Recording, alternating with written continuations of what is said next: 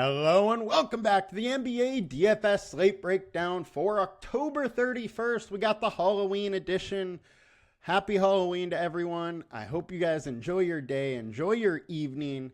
But right now we are going to talk some DFS. I am your host, Tyler Wiemann at FlatTyler83 on Twitter and on your DFS sites. Now let's get into the slate today. It's a 4-gamer, so we will talk about it quickly. So starting on FanDuel, we will look position by position. We got 4 games, 5, 5:30, 6, and a 7:30 game. Starting with point guards, Chris Paul is the highest owned point guard right now, 39% at 5,400. I'm actually a little intrigued with him.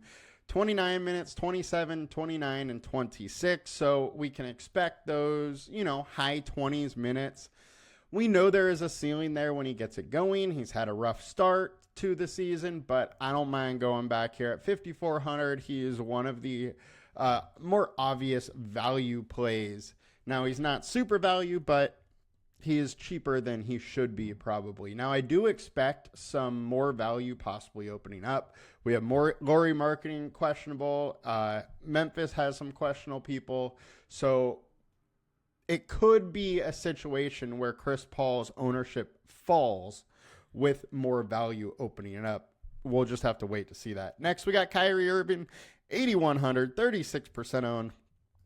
He's in a good spot again. I don't mind going here. I just think I would rather pay up to Luka than go Kyrie. Both, however, could do well. I just think that Doncic, if you're going Doncic, you can't really go Kyrie also just because Doncic needs so much of the usage to pay off his price. I don't mind going Kyrie, though. Damian Lillard, 8,900. Dude is playing really, really well right now. 28 points a game, 6 rebounds, 6 assists a game so far he's averaging. And he's in a spot versus a very beat-up Grizzlies team who are missing more people today. There's no Bane, no Smart. I think it's going to be a tough one for the Grizzlies. The only worry here is the Bucks get out to such a big lead that they don't have to play the fourth or something like that. Doncic is in a great spot. Talked about him already. I'm definitely going to be getting to some Luka. I think he is in a very good spot. Didn't quite come through last night, or 2 nights ago, but I don't have much issue going back to him at this spot. I think there is going to be enough value, and as long as he's 60 plus, and on a 4-game slate, you may just need that real point total. So don't mind going to him whatsoever. Fred VanVleet, 7,200. He is versus Dallas, and he is going to have a game, or somebody from Houston is going to have a game to really have a chance. And I think VanVleet is one of the more likely ones that's priced adequately. So I'm going to have some decent amount of Fred VanVleet. I also think Colin Sexton is interesting. He moved back to the bench last game. He only played 18 minutes. I think he likely plays more like 20 to 24. And if he's in that 24 range, with the usage that he will have off the bench, I think he can get there. We know if he gets hot, he's a, 40-point type of guy. So I'm interested within him as a low-owned pivot play. If he gets high-owned, I'd be totally off of him. But as it is, a little bit interested. And let's get over to DraftKings and point guard. Our high-owned over here, James Harden, 9,100. He deserves to be high-owned. He's in a great spot. Next, we got John Concar, who there's a good chance he's starting at shooting guard today. He's 3,800. He is questionable, so we do need to watch injury report, but he's going to get minutes tonight, even if he's not starting. As long as he is not out, I'm probably going to have a decent amount of Concar. He's just too cheap. Luka, we already talked about him. And let's get it over to shooting guard on FanDuel. Gary Trent Jr., 4,800, 42% owned. No way I'm going there. He has barely broken 20 so far this year. His usage is super low. He's been a super low fantasy point per minute guy. I can't do it, and I think he's going way too high owned. Kyrie, I'm fine with it. Norman Powell, I'm going to definitely be getting some, probably, around or a little under what the field is right now. Devin Booker and Bradley Beal, I like their spots tonight, and I'm definitely going to have some of them. Bradley Beal can hit 40 at any point, but he has that ceiling of 50 or 60, and the spot is actually a plus matchup for him. Bradley Beal is also in a decent spot here. The only issue with Bradley Beal is he hasn't got 40 yet, and he generally needs, Booker or Durant to fail to really hit. Where he has to pick up the rest of the slack or one of them has to be out. Beal's a solid player, though, and can absolutely get there. I don't mind sprinkling some in on him. I do wish he was at lower ownership, though. And then Sexton, we have already talked about.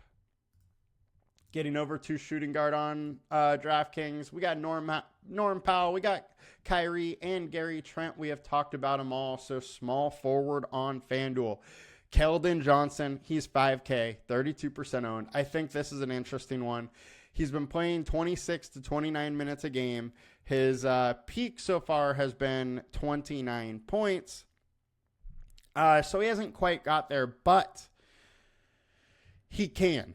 He's at 0.72 fantasy points per minute over the last 5 games. This is a guy that was more around like 1 fantasy point per minute through last year and this season. So in a good matchup versus Utah, I could see him getting there. I do worry if the Spurs really put it to the Jazz that maybe he loses some minutes, but this game is only a 1.5 spread. So the likelihood is that they're in the game until the end and Keldon has his normal run, normal minutes. Definitely a bit interested in him as Booker and Concar. Bradley Beal. All right, Jake LaRavia. With no Smart, no Bane, I think there's a chance that Jake slides into the starting lineup. However, if he doesn't, I'm still super interested in him. Off the bench, 31 minutes and 26 the last 2 games, 23 minutes the 2 games before that, and now they're a little bit more injured. I think he is going to play 24 to 26 minutes regardless if he is starting or off the bench. And off the bench, his ownership is going to be lower. So I am super interested in LaRavia and going to have some at 4,500. If his ownership doesn't come up, I would be shocked. Lauri Markkanen, 7,500. I got to have some Markkanen. I think he is an interesting spot here. And without Hendricks, he's probably going to have to hit the boards a little harder. Now, there is some worry. He is questionable. He left the game with back spasms last or 2 nights ago. So hopefully he's healthy and going to be able to play. If he's playing, I really like his spot, and I think he's going to go low because he left the game yesterday or last game hurt, and it is a pivot spot that I totally like versus the Spurs team. Small forward on DraftKings, Concar, Powell, Gary Trent. We talked about them all. Trent, 5K is wild to me on DraftKings. No way I pay that. Power forward on FanDuel. We got Victor Wembanyama, 40% owned. Jeremy Shokan, Bobby Portis. And, I don't mind any of them. I think Portis, I would have rather be low owned because he is a person that can go nuts in any type of matchup off the bench. Just needs an extra, to get hot and a little extra run. At high ownership, it's just not something I can count on, so I don't really want to go there.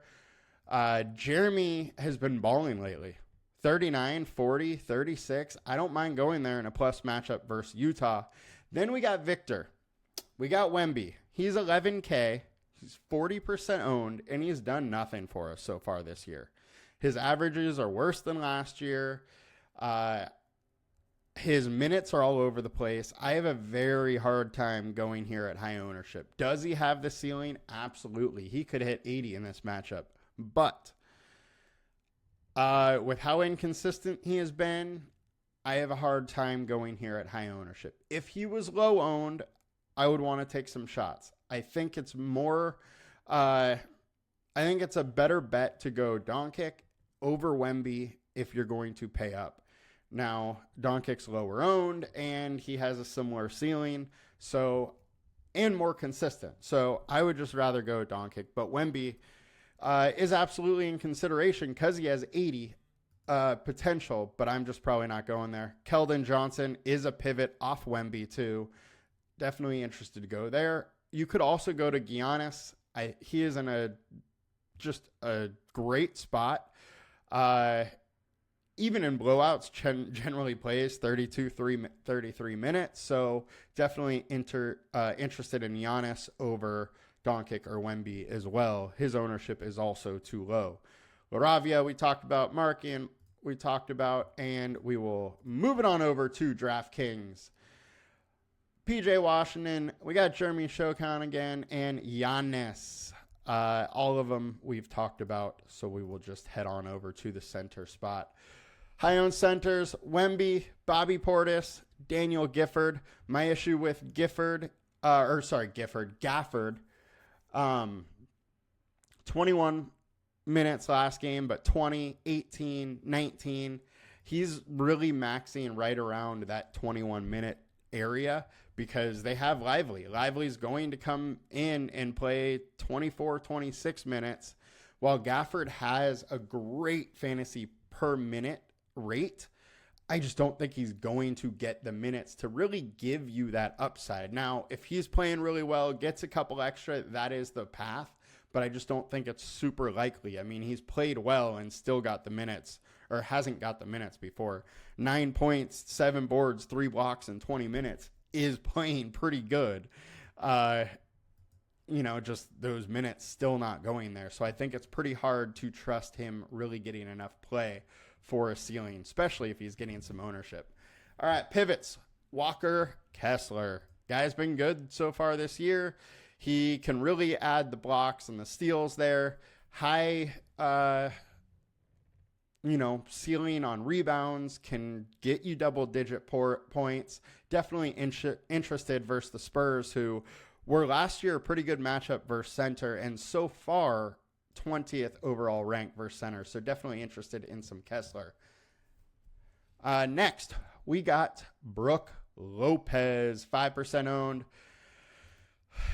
Memphis has just been terrible versus center, so interested to go here. My issue is they may not need Brook to do anything. This is a game that Lillard and Giannis can just totally run over him. Game could be over in 3 quarters, and Lopez doesn't fully get there because he's just not really needed unless rebounds fall into his lap, and he unfortunately just isn't a very good rebounder. He only is averaging 5 a game.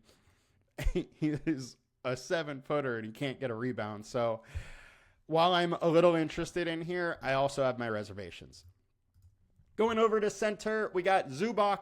Zubac sold it last night. He is in a tough spot versus Phoenix, but he did get 35 versus them in game 1. I don't mind going here, but don't love it being super high owned. Giannis we talked about, and I'm fine going there. Gafford, fine also going to Sengun, who versus Dallas is an interesting spot. We know Sengun has a big ceiling. But that will do it for us today, guys.